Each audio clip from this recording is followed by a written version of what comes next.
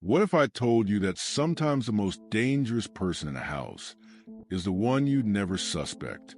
The one who sits quietly at the dinner table, who does their homework without complaint, who kisses their grandmother goodnight. What if I told you that love can be the most lethal weapon of all? This is a story about shadows that live in broad daylight, about the thin line between protection and destruction, about how sometimes the people we think we know best are complete strangers wearing the faces of our children. But this isn't just any story. This is a story from Brazil, from Sao Paulo, specifically a city of 12 million souls where 15,000 people die violently every year, where the police kill over 1,000 civilians annually, where the line between law and lawlessness isn't just blurred, it's been erased entirely. For you listening in America, try to imagine New York City, Los Angeles, and Chicago combined into one sprawling metropolis. Now imagine that city surrounded by favelas, slums where poverty and violence dance together like old lovers. Imagine a place where off-duty police officers are more likely to be killed than soldiers in most war zones. This is a world where our story takes place, where being a cop doesn't just mean serving and protecting. It means choosing sides in a war that has no clear battle lines. Picture a house in Campo Belo, south zone of Sao Paulo. Not the kind you see in horror movies. No creaking floorboards or peeling paint. This was the kind of middle-class Brazilian home where coffee brewing in the morning mingles with the sound of Good Morning Brazil on Globo, where family photos line the hallways in perfect rows, where homework gets done at the kitchen table under the warm glow of pendant lights. A house with high walls and iron gates. Because in Sao Paulo, even the middle class lives behind fortress walls. A house with security cameras and reinforced doors, where the sound of helicopters overhead is as common as birdsong. A house where order meant everything, where discipline was love and love was discipline. A house where two police officers lived with their family, where duty and honor weren't just words printed on badges. They were commandments carved into daily life, tested every single day in one of the most dangerous cities on earth. But here's what they don't tell you about houses like these. Sometimes the very foundations that seem strongest are the ones most likely to crack under pressure. Sometimes the people who spend their lives hunting monsters in a city full of them accidentally create one at home. The mother was a cop, not just any cop. She was the kind who still believed in justice when everyone around her had grown cynical. In a force where corruption flows like water through a broken dam, she carried her badge like a shield, not against bullets, but against the rot she saw spreading to the department like cancer. Brazil's military police, the PM as they call it, isn't like American police. They're paramilitary, armed like soldiers, trained like soldiers, expected to fight a war against crime that claims more lives than most actual wars. In Sao Paulo alone, the PM kills nearly 3 people every single day. Every morning, she'd kiss her son goodbye and tell him to be good. Every evening, she'd come home with stories about the worst humanity had to offer, carefully edited for young ears, but still present, still there, hovering at the dinner table like an unwelcome guest. Stories about drug dealers who weren't much older than her son, about police officers who'd crossed the line from protector to predator, about a justice system so broken that sometimes a gun seemed like the only honest solution. Her husband? Military police too. The kind of man who spoke in measured sentences and kept his service weapon locked away like a sacred trust. He taught his son to shoot the way his father had taught him. Discipline, respect, responsibility. In Brazil, this isn't unusual. When the crime rate is among the highest in the world, when home invasions are as common as car accidents, teaching your child to defend themselves isn't paranoia, it's survival. A gun, he'd say, is never a toy. It's a tool, and tools have purposes. But what happens when a 13-year-old boy starts to see his family As tools too, the boy lived in multiple worlds simultaneously. There was a world of school, where he was quiet, polite, maybe a little too eager to please. There was a world of home, where conversation revolved around crime scenes and tactical procedures, where weapons were cleaned at the kitchen table like other families might clean silverware. And then there was his favorite world, the digital one. His game of choice was Assassin's Creed, a series that glorifies stealth killing, that turns murder into an art form. In this world, he was Altair, Ezio, a master assassin moving through crowds undetected, eliminating targets with surgical precision. But this wasn't like Grand Theft Auto or Call of Duty, games that are obviously violent fantasies. Assassin's Creed presents itself as historical fiction, as noble vigilantism. The protagonists aren't criminals, they're freedom fighters, cleaning up society one elimination at a time. For most kids, the line between this world and reality is clear, bright, unmistakable. But what if your brain was damaged? What if, at 2 years old, you'd suffered oxygen deprivation that left tiny scars on your developing mind? What if those scars grew over time, like cracks in a foundation, until the line between fantasy and reality simply disappeared? The boy had a medical condition, encephalopathy. They called it, a fancy word for brain damage. The kind that happens when a toddler's brain doesn't get enough oxygen, leaving behind microscopic wounds that heal wrong. Most children with this condition lead normal lives. They struggle with attention, maybe have trouble in school, but they don't become killers. Unless they're raised in a house where violence is normalized, where weapons are familiar, where the line between good guys and bad guys is drawn in blood and redrawn every single day in a city where cops and criminals sometimes switch sides like dancers changing partners. Unless they're raised in a place where death is so common that it stops being shocking, where 13-year-olds see bodies in the street and learn to step around them like potholes. The grandmother lived with them. Picture her, silver hair always perfectly set, apron tied around her waist as she cooked, the kind of woman who remembered everyone's birthday and worried about whether you were eating enough. She was the heart of the house, the way grandmothers are in traditional Brazilian families. 3 generations under one roof, connected by blood and tradition, and a shared knowledge that in a city like Sao Paulo, family is the only thing you can truly trust. She doted on her grandson, probably slipped him extra chocolate when his parents weren't looking, probably listened to his stories about school and video games with the patient attention that only grandmothers possess. The great aunt visited often, family dinners, holiday celebrations, the normal rhythm of a multi-generational household. Picture Sunday afternoons with too much food on the table, voices talking over each other in the comfortable chaos of extended family, and laughter mixing together like music. To the outside world, they look like what we all wish we could be. Stable, successful, loving. The kind of family that makes you feel like you're failing at life when you see them together at the supermarket. But inside that house, something was growing. Something that fed on the darkness between what we show the world and what we hide from ourselves. Something that whispered to a young mind already struggling to hold on to reality. In a city where reality itself seemed increasingly like a violent video game. You see, the boy had begun to see his life as a problem to be solved. And he'd learned from his parents that problems get eliminated. But he'd also learned something else from his digital heroes. He'd learned that killing could be noble, that murder could be justice, that sometimes the only way to be free is to eliminate everyone standing in your way. At school, he seemed normal enough. He studied at a traditional school, more formal, more disciplined.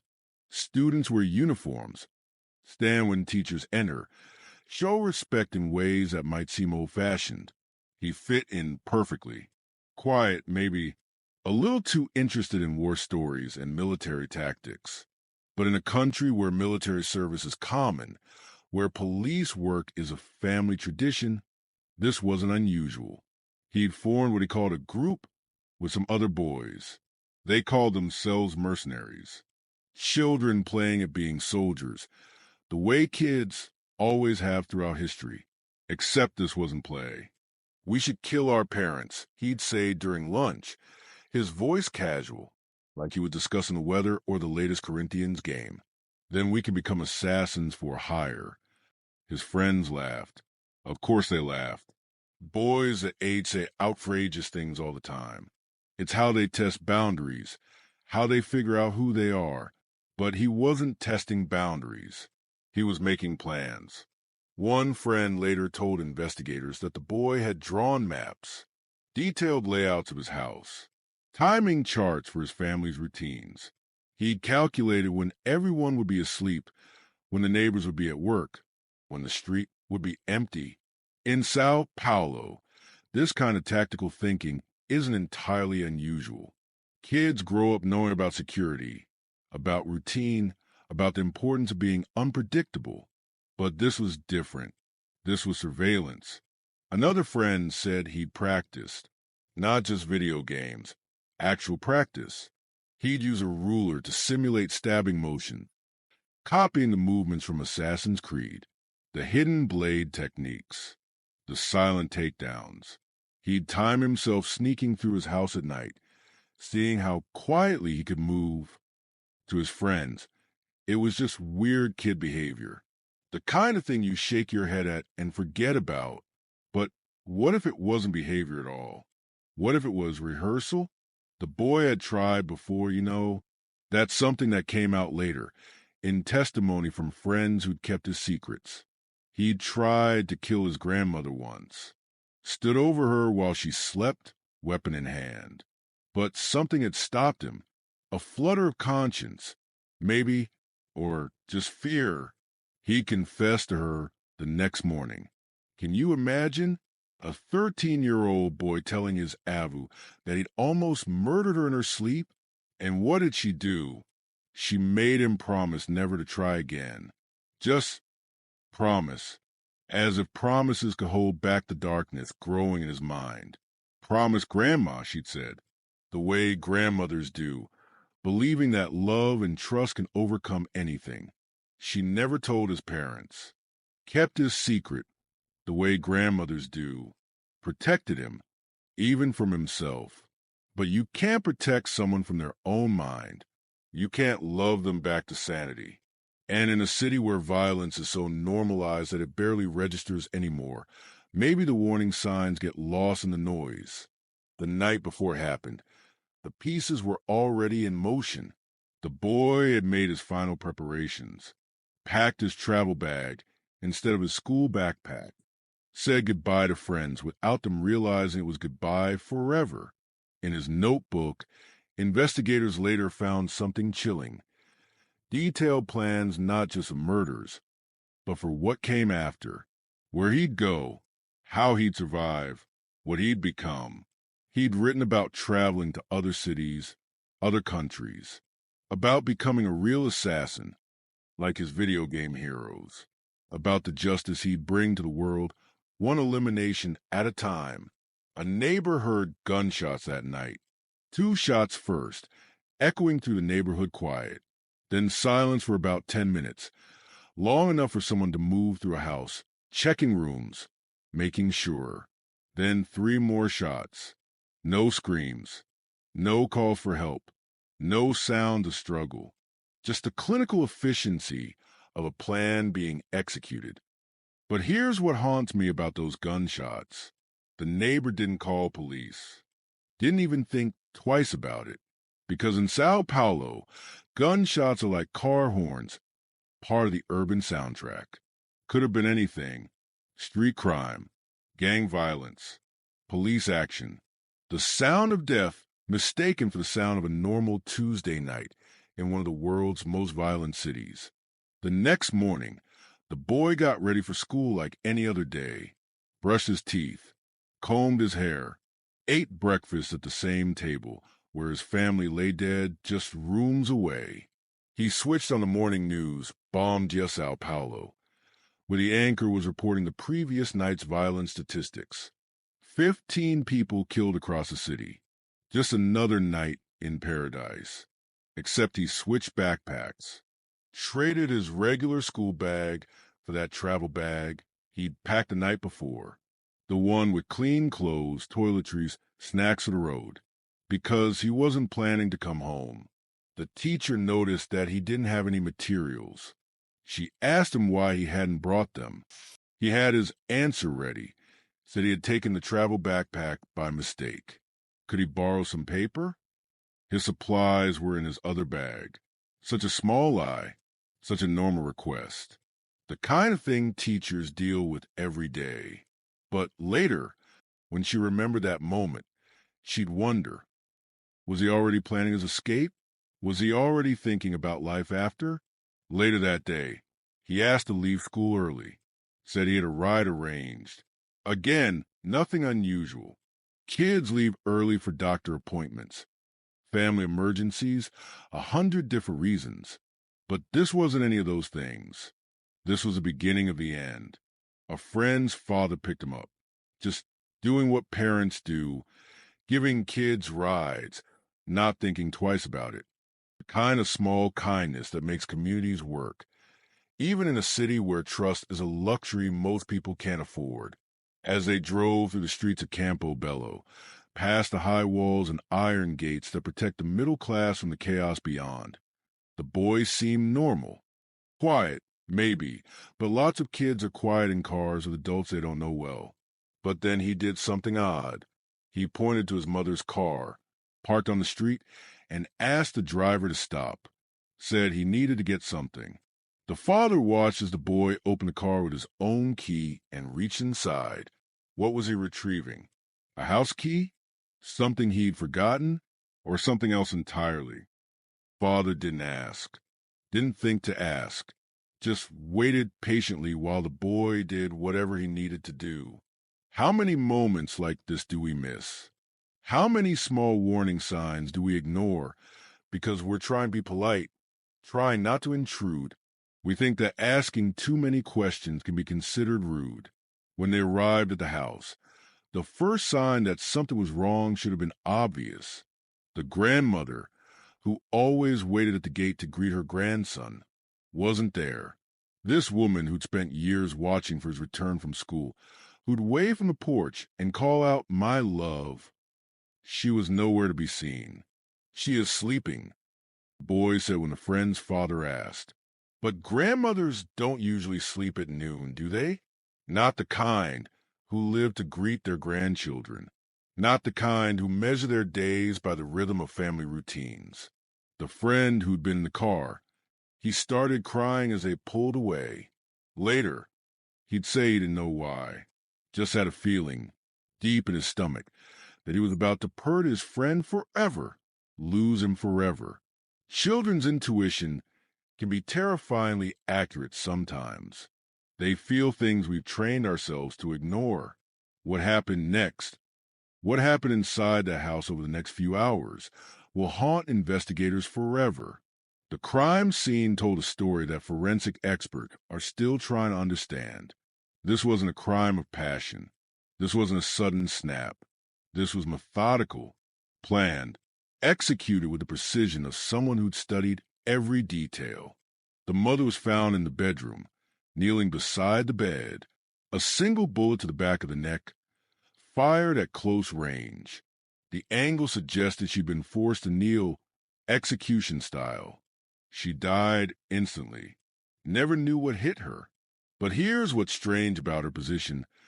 Her hair was still perfectly arranged. Her uniform was still pressed and neat. There were no signs of struggle, no defensive wounds. She'd trusted her killer completely, trusted them enough to turn her back. The father was in bed, shot behind the left ear. But unlike his wife, he didn't die right away. The gun wasn't pressed against his head. It was fired from several inches away, which meant the bullet didn't have enough force to kill instantly. He lay there, bleeding, probably aware of what was happening, for some time before death finally took him. Can you imagine? Can you picture what his last thoughts might have been? Did he realize who was doing this? Did he try to speak, to plead, to understand? Did he have time to think about all the times he'd told his son that guns were tools, not toys? Did he wonder if he'd somehow created this monster? The grandmother was shot point blank in the mouth while lying in her bed. The forensics suggested she'd been awakened by the noise, had started to sit up when the killer entered her room. She also didn't die immediately. The bullet damaged her respiratory system, but didn't kill her outright. She lay there, fighting for breath, drowning in her own blood.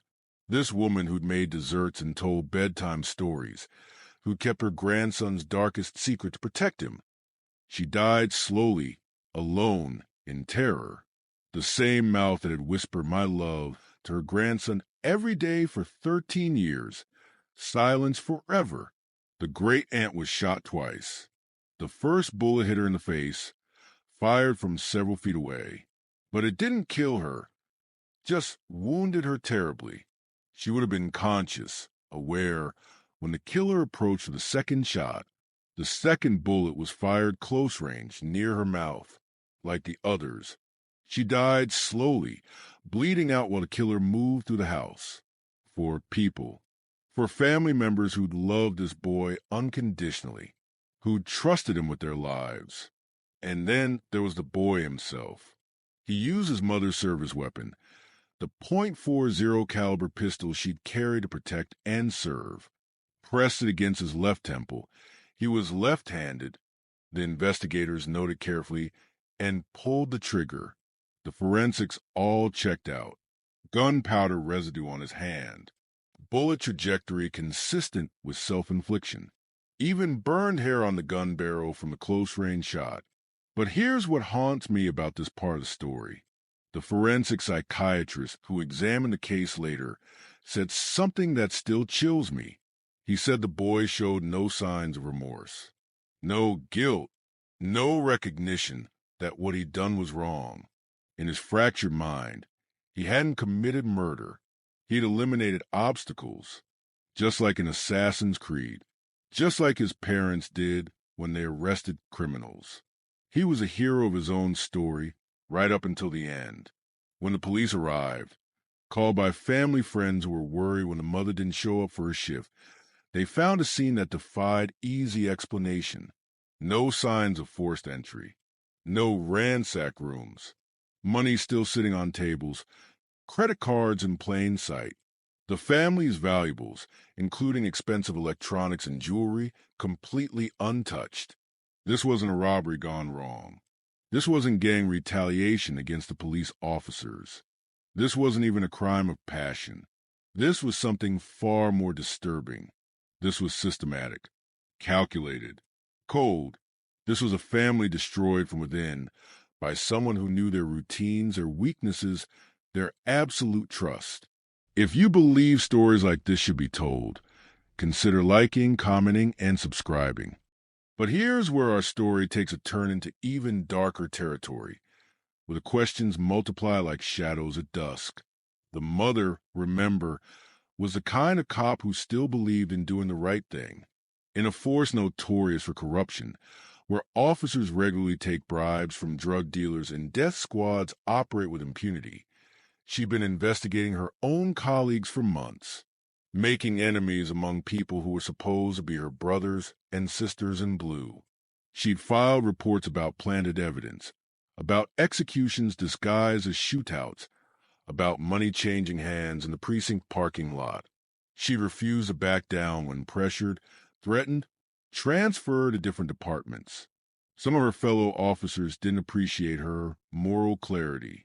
So when 5 family members turned up dead in what looked like a perfect family murder-suicide, some people started asking uncomfortable questions. Was this really the work of a troubled 13-year-old? Or was it something more sinister? A way to silence a troublesome officer while making it look like a domestic tragedy? Think about it.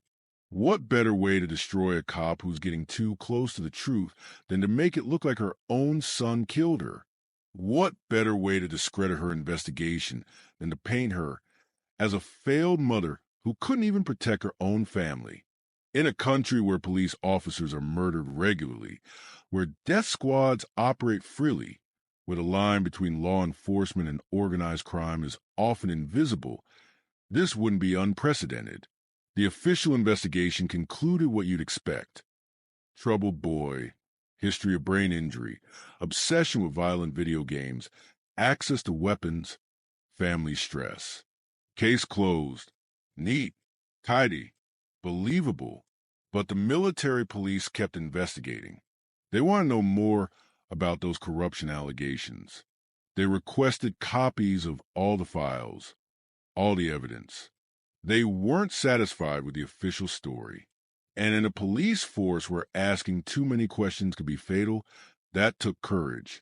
Internationally, the case drew attention precisely because of how convenient it seemed. Brazil's reputation for police corruption and violence made foreign journalists suspicious. A crusading cop's silence just as she was getting close to exposing a corruption ring. The timing was too perfect. The crime scene too clean. The official explanation too neat. Foreign journalists started asking questions. Why was the crime scene not properly preserved? Why were alternative theories dismissed so quickly? Why did the investigation focus solely on the boy from the very beginning? But here's what makes this case truly terrifying. It doesn't matter which version is true. Whether it was a damaged boy who snapped under pressure or a corrupt system that used that boy as a perfect cover story. The result is the same. A family destroyed. A truth buried. A system that protects itself at any cost. So what really happened in that house on that quiet suburban morning in Campobello was a 13-year-old boy, his brain damaged by childhood trauma, his reality warped by virtual violence and family dysfunction, who methodically executed his entire family before taking his own life. Or was it something else entirely? A cover-up disguised as a family tragedy?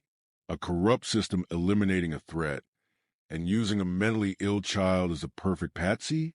Or perhaps it was both. Perhaps the boy really did pull that trigger, but someone else loaded the gun. Perhaps he was both perpetrator and victim, weapon and casualty in a war much larger than one family's tragedy. The truth is, we may never know for certain, but I'll leave you with this thought.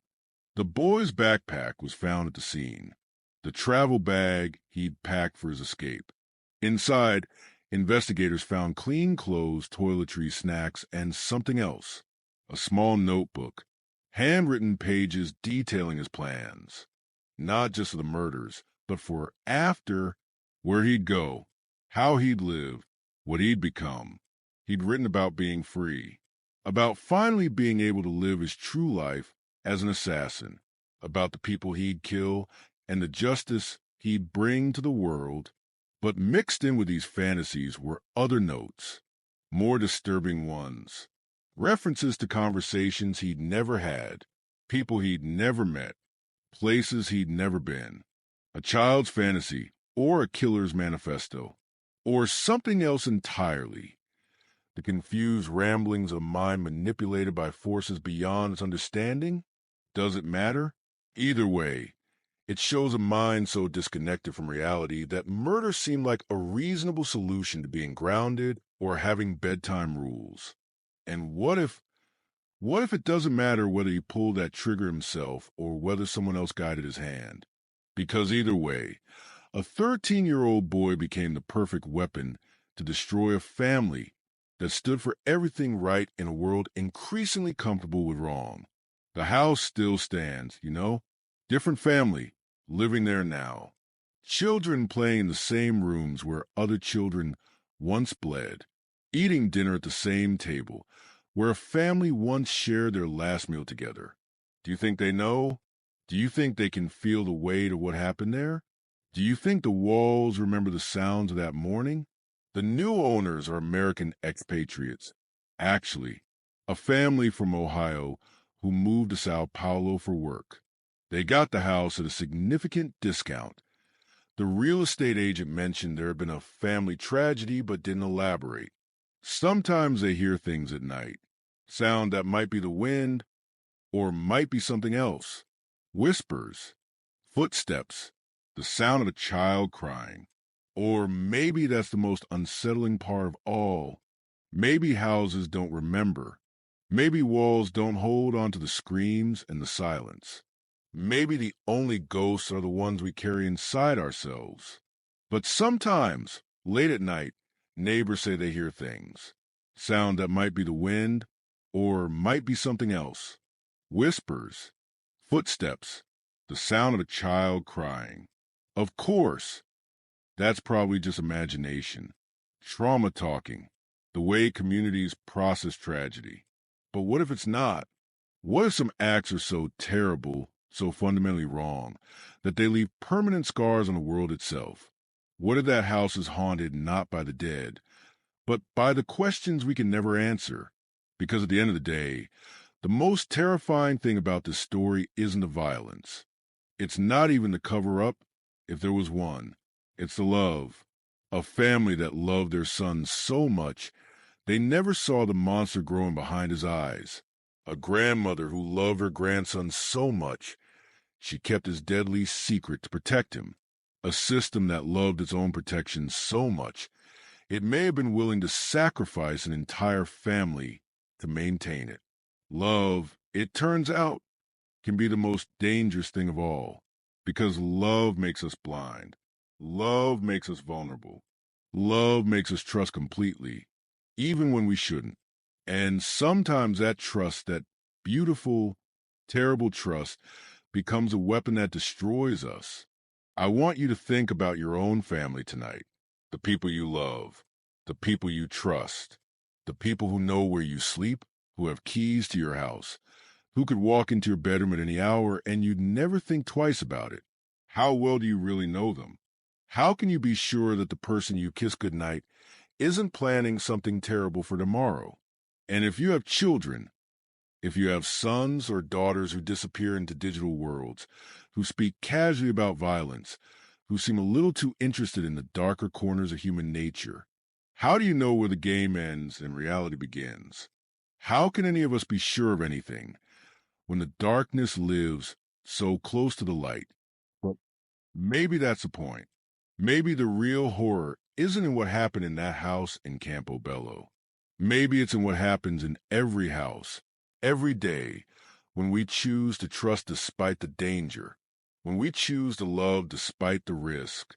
Maybe the real horror is that we have to, that we can't live any other way. Even in a city like Sao Paulo, where violence is as common as traffic jams, where trust is a luxury and paranoia survival, we still have to open our doors. We still have to kiss our children goodnight. We still have to believe that the people we love are who they appear to be. Sleep well tonight.